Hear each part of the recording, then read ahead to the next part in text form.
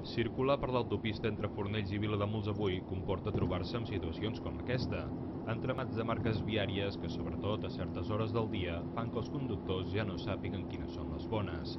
Aquesta situació s'hauria de revertir en els propers mesos, i és que aquesta setmana han començat els treballs d'asfaltatge en aquest tram i fins a la Jonquera, que haurien de permetre que tot el traçat quedi homogeni. De moment, el que es pot veure són franges com aquesta, que indiquen actuacions prèvies que s'hi està fent i que obliguen a circular a una velocitat màxima de 100 per hora en tot el tram.